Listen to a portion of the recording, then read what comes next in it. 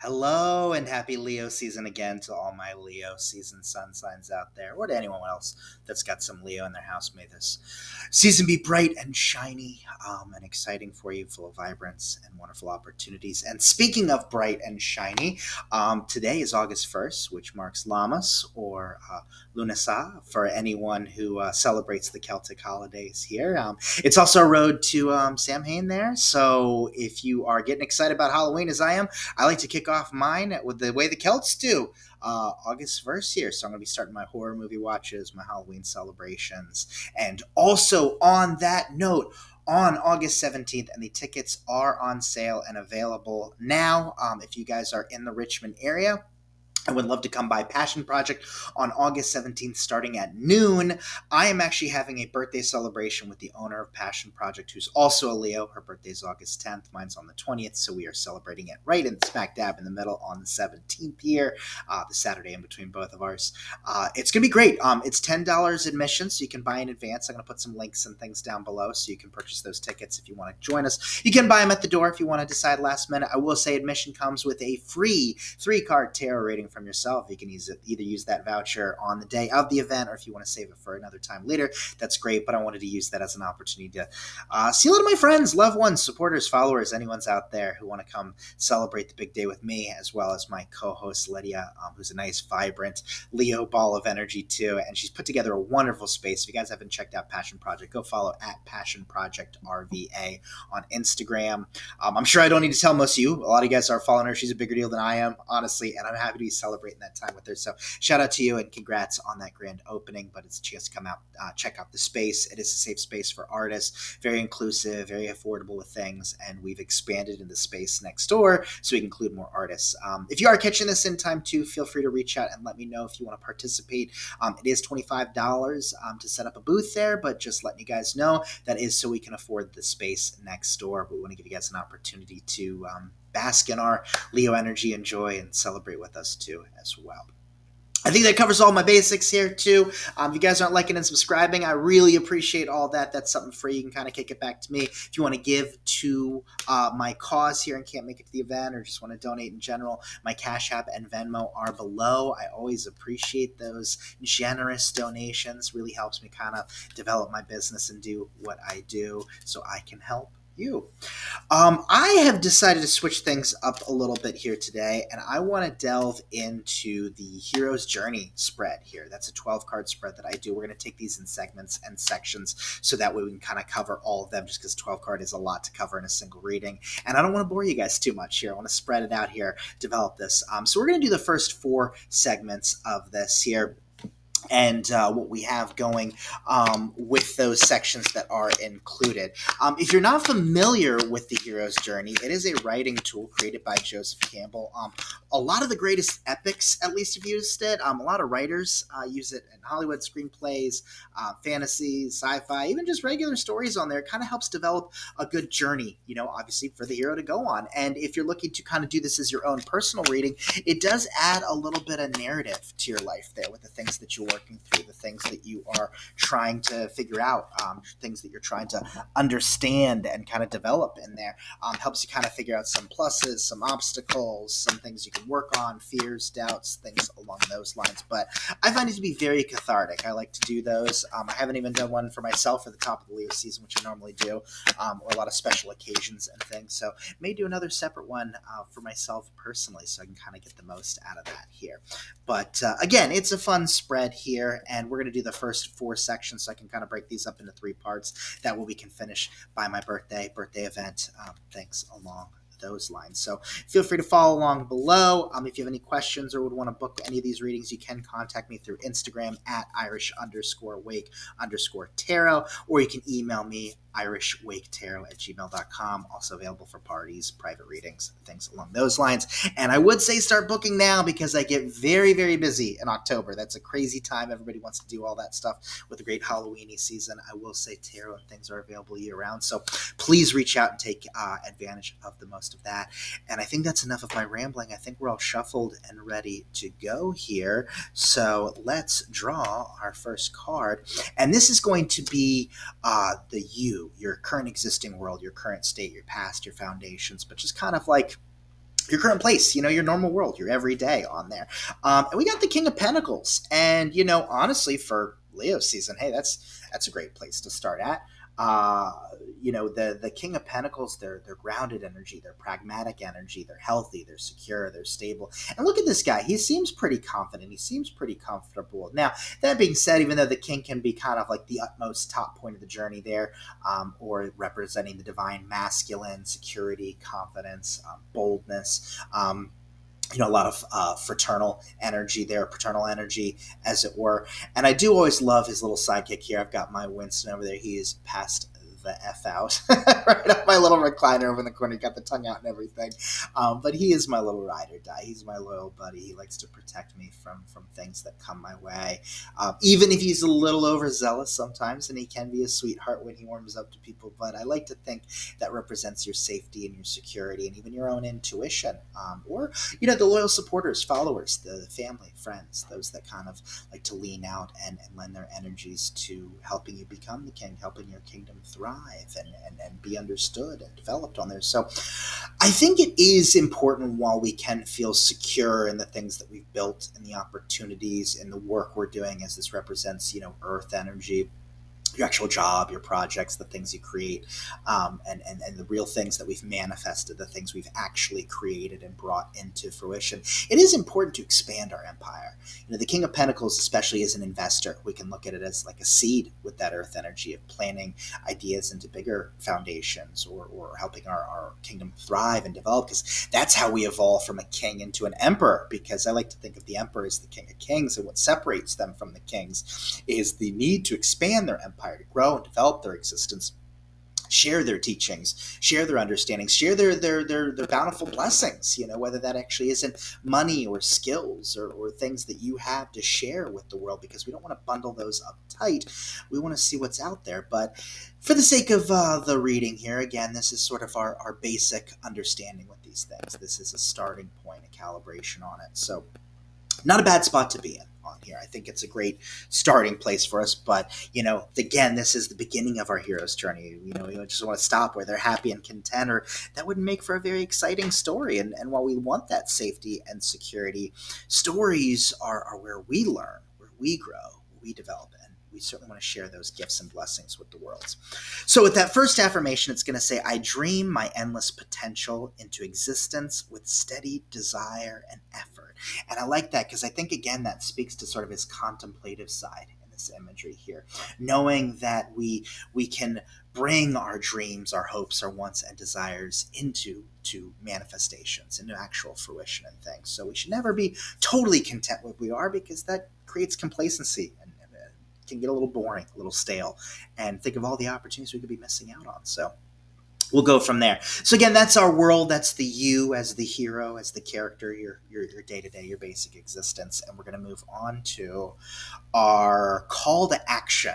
And so this is where the hero receives sort of a dramatic intrusion for our literary experts out there, or English fans, knowing that this is something that does shift our world. It can create a little bit of chaos, can create a little bit of excitement, can be a little bit of both on there, but they're not bad things, because, through our challenges, we learn and we grow and we develop. And through our ideas, we manifest success, possibility, opportunity. So there's really no wrong way to play. And this is one I've rolled my eyes at this card many a time. I know a lot of people that get frustrated with it. Although in this deck, and again, this is my Light Seer deck here. If you ever want to purchase it on there, I highly recommend it. Very neutral, very healing deck, very optimistic there too. But I find this one quite in particular, this take on it, a little more, I guess, neutral. We'll continue with the thread of neutrality. One of the reasons I love this deck so much. In a lot of other ones, it can be very depressing, almost even a little judgmental, because, the cups represent our emotions, our happiness, our stability, our fulfillment. Can be even romantic energy, or just, helping that heart shine a little bit more, put a little love in the world, find a little more love. find things that excite us, make us a little more happy, a little more excited for what the world has to offer. But if you notice on there too, the individual, they're kind of have this interesting look on their face. They could be bored, they could be a little upset, they could be depressed. This could be thinking about, a lot of heartbreak, missed opportunities, things we coulda, woulda, shoulda energy on there. But what's very interesting, if you look off to the side, there's this nice, shiny little rainbow coming out of there. And me and my Celtic energy, I love the rainbows, even if they're a little stereotypical at times. Kind of is like a little pot of gold with a rainbow just emanating right from it. And so, if we get caught up on the things that we don't have, or the things that we should have taken more advantage of, or handled better, or whatever, we miss out on this possibility for a brighter, shinier, healthier future. And again, we're in this Leo season, so we have this opportunity for shiny and new and fun and exciting. So there's no sense in licking our wounds over these things. If amends can be made, whether it's a breakup or a friend breakup, or a job that maybe you want to try and get back into, or even just kind of mend a bridge that's been burned in some way, then do that, heal that, grow. I'm a big firm believer of that. I have my animosities, I have my depressions, I have my frustrations, I have things that I wish I could have handled differently, and I make my mistakes. But this is your chance to fix those mistakes if there is room to fix it. And if there isn't, which is always a possibility, then forgive yourself, or forgive them quietly behind private doors, and let that go, because that might be your call to action, is to either wrong a right in a personal sense or in an external sense on there. But either way, I would take advantage of that. But as long as you're moving forward, four I see as a headquarters number, as you're grounded, your base, four sides of a table, four sides to a home in its traditional shape. Even my dog Winston, I use as an example often. He's a very tiny little mini Aussie, but he's strong as all get out, because he's got those four legs. He digs right into the ground there, and that's kind of some Taurus energy in there. That grounded stability, that strength, that rooting on there. But we don't want to get stuck in there. We don't want to be so secure, like this King of Pentacles, that we're never moving or shaking or investing in anything else. We don't want to stay stagnant. We don't want to get complacent. We don't want to get bored with a lot of these things. We want to grow and develop, always learn things, work on things, even if that growth and development's a little bit of rest and relaxation, which can be putting certain things to ease, so we can ease the heart, we can allow good healthy energy to flow. Sorry, I'm near, not too far from some air bases and things here, so out in the Richmond area, so I apologize if you can't hear there. But hey, that's a plane, that's movement, that's transport, that's growth and development, time to take off here too. So maybe that call to action is either developing that healthy, restful security and releasing a lot of those negative energies, or taking an opportunity to make some amends. Maybe it's a path forward that kind of gives you another opportunity at things. Sometimes it's, again, I'm a big Batman stan, or Wolverine, or a lot of these superheroes are kind of called to action to save someone. Spider-Man Homecoming, I know there's that scene, spoiler alert, where everyone's all nervous for Andrew Garfield, who watches MJ go over the edge. And the last time he lost his loved one doing that, he didn't save her quite right. Emma Stone's character in his Spider-Man universe ended up dying from the fall. He wasn't able to save her. And, he grabbed the web, but it's still the way it caught her, a little dark. She ended up kind of snapping her neck on things. And so we all tense up and get nervous. And this was his redemption chance to save MJ, Tom Holland's partner in the storyline there too. So maybe you get that kind of call to action. Maybe not something so dramatic, but, a redemption chance, a chance to move forward, or just healing. But either way, I see this as good things. I think you should develop that good, healthy, grounded energy, so that way you can begin your journey to something bigger and better and more powerful. And it says, I see the fullness and richness of my life, and look for those opportunities. It is hard when we are struggling and suffering, and it doesn't feel like we're getting any wins or victories here. And that is a real powerful challenge for us too. But don't let those challenges, those heartbreaks, those losses define you. Don't be stuck in that energy. We never want to be stuck. We always want to evolve. We get some security, we can build our foundation up again, but only so we can expand our empire, develop from a king to an emperor, okay? Or a queen to an empress, however you want to look at it. We're not defined by gender roles here too, okay? Anyways, All right, so after the call to action, the hero is met with the refusal of the call, whether that's they don't think they're worthy enough, or they hit their first set of challenges and obstacles there too. But it forces us to think a little more critically about that call to action. How do I overcome this problem? What's something I can develop and grow? Again, growth and development, two of my favorite things here. So we're always working on growth and development. So this refusal of the call again is our first challenge, obstacle, or maybe even a sense of doubt in things here too. So we have here, we have our Ace of Pentacles. I think so. Oh, I'm sorry. I apologize. It's Ace of Swords here too. I misspoke there, but it's our Ace of Swords here. I like to associate the swords with the mind because, again, we want to keep both our mind sharp as well as our blades sharp, ready for battle. Make sure they cut. Make sure they act as the tool that they are supposed to, and so surely meant to be here. So we can, think clearly, focus on the important things, develop ideas, decisions. And so this refusal to call might be, second guessing ourselves. While the ace can represent a sense of newness and the sword can represent mind, decisions, thoughts, worries, and things. Maybe this is our first thoughts and concern. Maybe I don't have the skills. Maybe I don't have the talents. Maybe I'm not the right person for the job, even though this thing has fallen in my lap here. Maybe perspective has caused us to say, hey, it's never going to work out. It's never going to happen. If we are working with mending bridges and things, we might say to ourselves, well, they're never going to forgive me. They're never going to work with me on there too. But we can also flip that script because while new worries and concerns can manifest in our mind, we can also start to formulate new ideas, develop other perspectives, other thoughts, other growths, other balances and things. Sorry, I got a text message here, so I want to mute that real quick here. I apologize, guys. But, hey, maybe messages, communications will come along.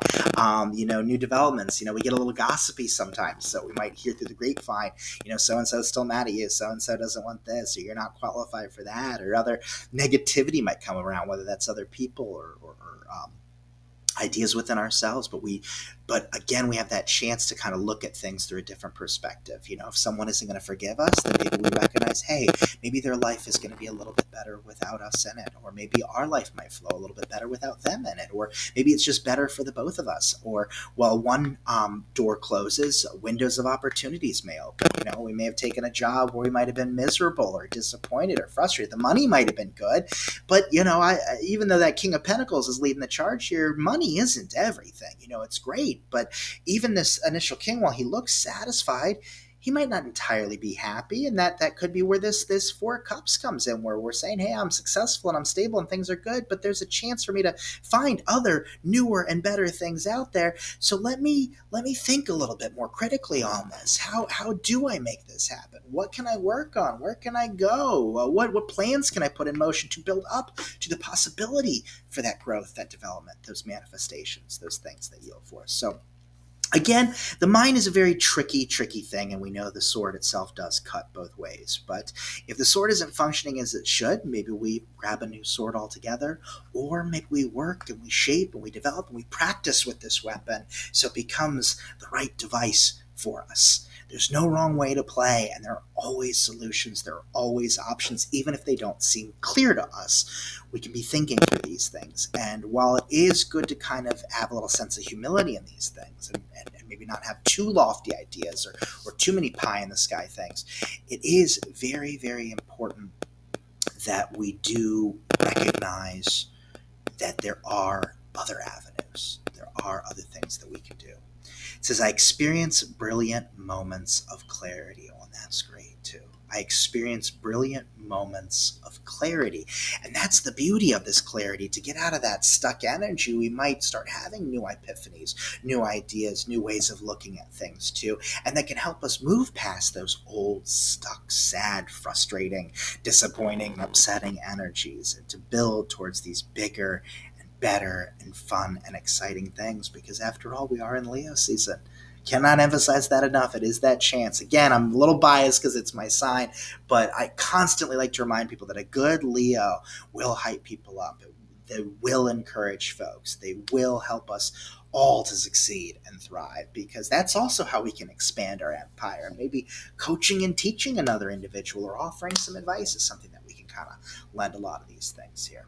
All right, we've spent a lot. So first we had our world. That's the King of Pentacles. That's the you. That's the hero. That's the stasis. Then we have our Four of Cups. That's sort of the dramatic intrusion, if you will. That's our Four of Cups. So that is our call to action, our new opportunities, our new ideas, our new contacts, things along those lines. Then we have a refusal, a little hesitancy, a little doubt, a little concerns, or some challenges that might help us think a little more critically about this opportunity here. And then last but not least, at least for today, so this is our first section. This is part one of going to do a nice little trilogy, because what would a hero's journey be without a healthy trilogy here? We have our mentor. So if we are thinking through these things and trying to develop new ideas or new understandings or extra communications or supports and things, it helps to bring in a good mentor, someone who really coach us through these things. It doesn't have to be just one person. It can be a class, it can be a community, it can be an individual, it can be some research, it can be learning from the past, a little history, things on there too. But this is our sage, this is our Obi-Wan, this is our Dumbledore, this is our Mr. Feeney, if you will, our teachers, our leaders, however that comes to you. And it's kind of fitting that that airplane was kind of like coming right over, because I was thinking of this card, and I try not to do this because I do not claim to be psychic by any means. So follow your intuition, make things make sense to you, not necessarily the way that I interpret it. If it helps, it helps. I'm happy to be a mentor too. But it did feel like a powerful little omen, because I was thinking about the Chariot card as it came through, transportation, movement, growth, having your bags packed, picking a target for yourself and going full speed ahead until you've hit that target, until that target works for you, until that target makes sense to you. And one of the things I do love about this card, a lot of people kind of notice, you kind of got this yin-yang energy here too. You've got the white horse and the dark horse, and that can represent the light side, the optimism, the ideas, the wants, the successes, the victories.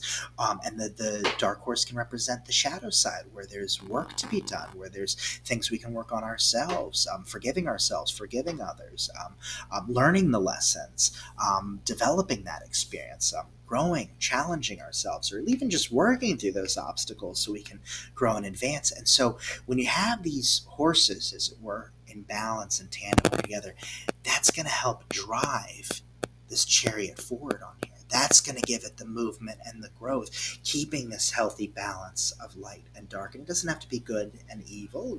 Even light sides can have their evil tendencies, even if they think they're in the right. And dark sides can provide an optimism or a different tool or resource we never thought about in the first place on there too. But what's really, really interesting about this card, if you notice, this guy is perched right on the top of that. I don't know about you, I would not be riding on that side of the carriage or hopping on top of a car or doing anything along those lines, because it doesn't feel safe and secure. It's going to be a wild ride. It's going to be a challenge. But I think when we set our destination properly, and we do have all of our affairs in order, and with a nice, good, healthy coach watching us, we could be like this individual, perched carefully in a precarious position to grow, to develop. I know you could take a drink every time I say that. This reading, and by all means, do it if you feel like it. Knowing that is going to propel you forward. That is going to give you that idea that says, this is what I want to do. This is what I want to make happen. I mean, even planning this event, on August 17th out here in Richmond, I'm going to plug it again to Passion Project, right here in my current hometown here, Richmond, Virginia. I normally don't do a lot for my birthdays. I've tried to kind of force things and get people together last minute. Oh, are they going to show up? Is it going to happen? I don't know. And this one, I really wanted to combine a balance of business and pleasure. Show people what it is that I like to do, why I invest in this so much, give them a chance to get a reading from here too, and support my cause, and have a little chance of revelry. There's going to be a nice dance party. We're going to have a lot of vendors selling their artist wares and things. And I'm getting a chance to bring in this community, have them work with me too, hopefully help make them a little bit of money too. And then at the night, we're going to throw down the disco ball. We're going to get nuts, man. And everybody, it's a Summerween theme too. So we're all going to be in different, Halloween costumes and whatnot. And, or if you just want to put on a Hawaiian shirt and put on some spooky stuff with it too, that's all fair game too. I really want people to interpret this in their own way. But it is scary and it is daunting, but that's because I'm working on it every day. Everything I can do to set myself up for success, and then making sure I enjoy it, whether that's right before the event to sit back and say, hey, I've earned this, I've done this, and I've achieved this. And we're going to see where it goes from there, while also just recognizing that, I can enjoy it when it happens. At that point, the chariot's in motion, it's moving, and the ship's taking off, whether I want to be on it or not, and it's fun and it is exciting for me, and I'm already feeling better and better about it all the time, and it's thanks to a lot of the help Letty is doing here too, and thanks to the amazing connections that she has. I'm excited to see everybody there. I really want people to be a part of it. But that is that chariot energy. It feels a little precarious, it feels a little uncertain, and that's why I work with other people to help secure it. Ask the right questions, get feedback, make sure it makes sense, and even become my own mentor here too. But it says, I choose who I am becoming and I run toward it with conviction and consistent motion.